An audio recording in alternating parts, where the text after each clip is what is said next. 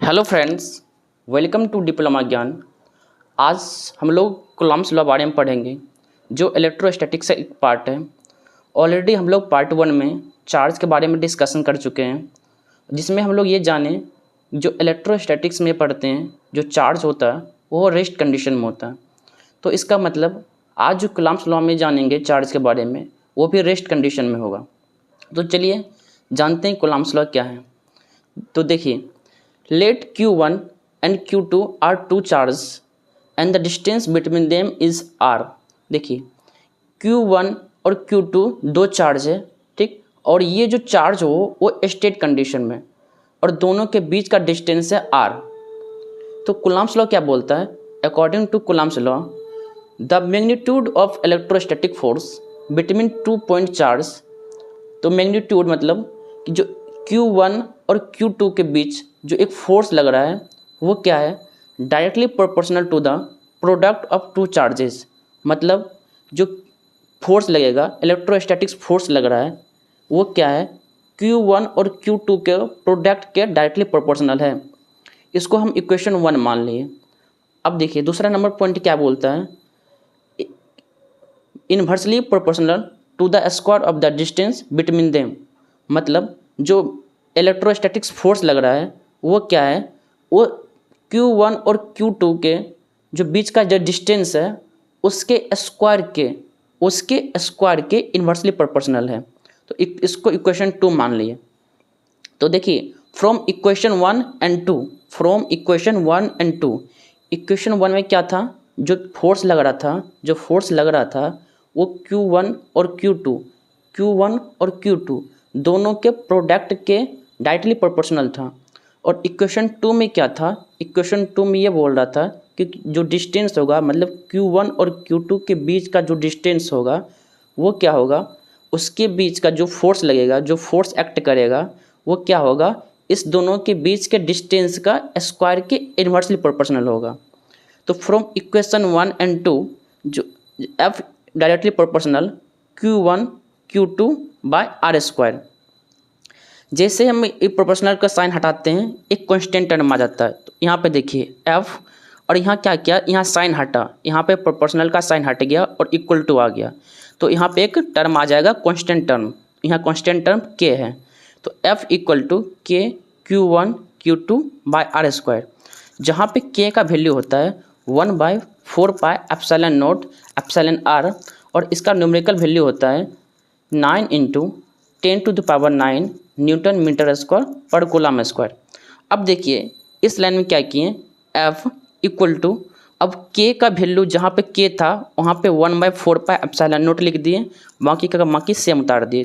तो F equal to 1/4 pi epsilon naught Q1 Q2 by r square, जहाँ पे क्या है? एप्सिलॉन नॉट का वैल्यू 8.85 × 10⁻⁻12 कूलम स्क्वायर पर न्यूटन मीटर स्क्वायर। और हाँ दोस्तों, बिहार पॉलिटेक्निक जो सेमेस्टर एग्ज़ाम होता है उसके लिए ये ऑब्जेक्टिव के लिए भी आई है। ये ऑब्जेक्टिव में एप्सिलॉन नॉट का वैल्यू पूछा जाता है और के का भी वैल्यू पूछा जाता है। आपको ऑब्जेक्टिव में के का वैल्यू और एप्सिलॉन नॉट का वैल्यू आ सकता है, और यह 6 मार्क्स में पूछा जाता है। तो आप इसको अच्छे तरीक़ा से प्रिपेयर कर लीजिए ताकि एग्ज़ाम में आप अच्छे से लिख पाइएगा। चलिए जानते हैं लिमिटेशन ऑफ कूलम्ब्स फोर्स, मतलब कूलम्ब फोर्स के कौन कौन से लिमिटेशन है। तो पहला लिमिटेशन देखिए, बोल रहा है it is valid only for point charge. मतलब क्या? ये सिर्फ पॉइंट चार्ज के लिए वैलिड है। और चार्ज मतलब किस कंडीशन में होना चाहिए? चार्ज होना चाहिए रेस्ट कंडीशन में, रेस्ट कंडीशन, ठीक। ये पहला पॉइंट हो गया। दूसरा पॉइंट बोल रहा है बोथ चार्जेस एट रेस्ट, दोनों चार्ज कैसा होना चाहिए? रेस्ट कंडीशन में होगा।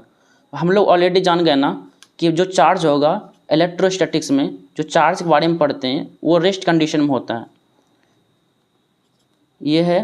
ये जैसे Q1 और Q2 है, ये दो चार्ज है और दोनों के बीच का डिस्टेंस d है। तो इसका मतलब ये जो चार्ज होगा ये रेस्ट कंडीशन में होगा, रेस्ट कंडीशन। तीसरा पॉइंट देखिए, it is not valid for several distance. मतलब देखिए Q1 और Q2 मान के चलिए दो चार्ज हैं, तो दोनों के बीच का डिस्टेंस वो सेवरल नहीं होना चाहिए, मतलब किलोमीटर या फिर माइल्स वगैरह में नहीं होना चाहिए। पॉइंट नंबर 4 देखिए, बोल रहा है it is not valid for less than 10⁻⁻15 metre distance.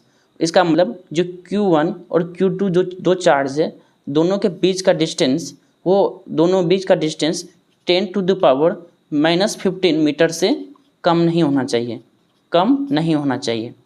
तो ये 4 लिमिटेशंस थे कूलम्ब्स लॉ के। तो जैसे आपका एसबीटी एग्जाम में, मतलब एसबीटी सेमेस्टर एग्जाम में जो क्वेश्चन आते हैं वो बोलता है कूलम्ब्स लॉ लिखने के लिए, तो आप लोग क्या कीजिएगा, कूलम्ब्स लॉ लिखिएगा और उसका लिमिटेशन जरूर लिखिएगा।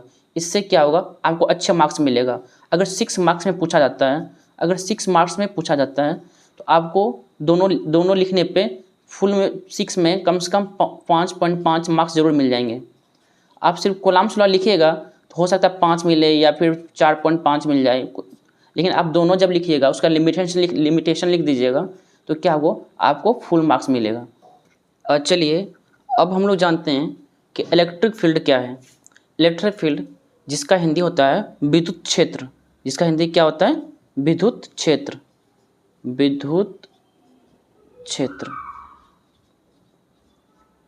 तो देखिए बोलता है, इसका डिफिनेशन क्या बोलता है कि electric field can be defined as the space around the a charge in which another charge experiences an electromagnetic force of attraction and repulsion। देखिए इलेक्ट्रिक फील्ड क्या बोलता है, इलेक्ट्रिक फील्ड बोलता है कि किसी चार्ज के चारों तरफ का वो फील्ड, देखिए ये चार्ज है और इसके चारों तरफ का ये फील्ड है, मतलब किसी चार्ज के चारों तरफ का वो फील्ड जहाँ पे क्या हो, किसी अनदर चार्ज को लाएं, मान चलिए इस यहाँ पे चार्ज लाएं तो वो क्या हो, वो अट्रैक्शन या फिर रिपल्सन फोर्स एक्सपीरियंस करे। मान चलिए ये पॉजिटिव चार्ज है, ये पॉजिटिव चार्ज है और यहाँ से एक पॉजिटिव चार्ज लाते हैं, यहाँ से एक पॉजिटिव चार्ज लाते हैं, तो ये पॉजिटिव है, ये पॉजिटिव है, तो ये जो चार्ज है, ये जो चार्ज है, इस दोनों चार्ज के बीच में कौन सा फोर्स एक्ट करेगा, तो फोर्स ऑफ रिपल्सन, क्योंकि सिमिलर चार्ज है, लाइक चार्ज है। देखिए पॉजिटिव और पॉजिटिव दोनों के बीच क्या होगा, रिपल्सन होगा। मान चलिए अब क्या करते हैं, एक दूसरा चार्ज लाते हैं जो निगेटिव है, तो ये पॉजिटिव और नेगेटिव, तो दोनों के बीच में क्या होगा, अट्रैक्शन होगा, दोनों के बीच में क्या होगा, अट्रैक्शन होगा, तो फोर्स ऑफ अट्रैक्शन काम करेगा। तो ये मतलब ये क्या बोल रहा है, इलेक्ट्रिक फील्ड क्या बोलता है, मतलब विद्युत क्षेत्र क्या बोलता है कि किसी चार्ज के चारों तरफ का वह क्षेत्र, किसी चार्ज के चारों तरफ का वह क्षेत्र जहाँ पे किसी दूसरे चार्ज को लाएंगे तो क्या होगा, या तो आकर्षण होगा या फिर विकर्षण होगा। ठीक, अब जानते हैं कि इलेक्ट्रिक फील्ड स्ट्रेंथ क्या है। तो इलेक्ट्रिक फील्ड स्ट्रेंथ का डिफिनेशन क्या बोलता है कि electric field strength at a point is defined as the force that a unit charge experiences when keeped at a point. मतलब ये बोलता है कि मतलब कोई चार्ज है, अगर यहाँ पे क्या करें, मान चलिए कोई चार्ज है और इस चार्ज का क्या होगा, अपना एक फील्ड होगा, इस चार्ज का अपना एक फील्ड होगा। अब इस फील्ड में किसी यूनिट चार्ज या फिर इसको टेस्ट चार्ज भी बोलते हैं, किसी टेस्ट चार्ज को लाने पे जो दोनों के बीच फोर्स एक्ट काम करेगा, फोर्स ऑफ अट्रैक्शन या फिर रिपल्सन।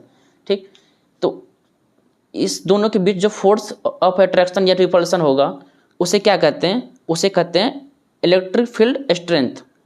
तो इसे डिनोट करते हैं कैपिटल ई से। देखिए it is denoted by capital E और इस इक्वल टू होता है F/Q0 और इसका SI यूनिट होगा न्यूटन पर कूलम्ब और क्वांटिटी की बात करें तो यह एक वेक्टर क्वांटिटी है। तो आज के लिए बस इतना ही।